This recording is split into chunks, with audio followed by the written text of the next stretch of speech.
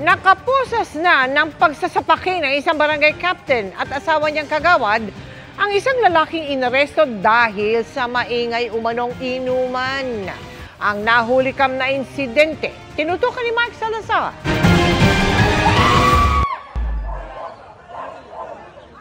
Sa labas mismo ng barangay hall ng barangay 901 sa Santa Ana, Maynila, 3 sapak ang kitang pinakawala ni barangay chairman Jerome Advincula sa isang lalaking nakaposas.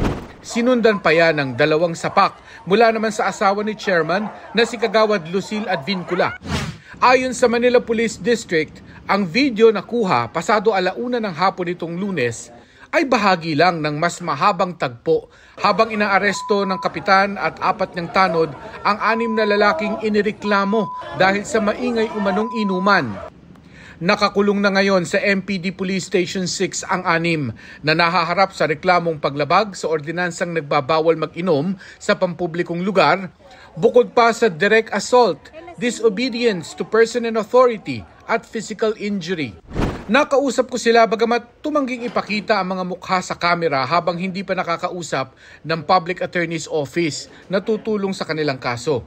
Na-inquest na sila sa piskalya. Pinuntahan ko rin sa barangay hall si barangay chairman Advincula at misis niyang kagawad, kaugnay ng pananapak nila sa mga nakaposas ng suspect. Pero tumanggi silang magbigay ng pahayag alinsunod sa payo umano ng kanilang abogado.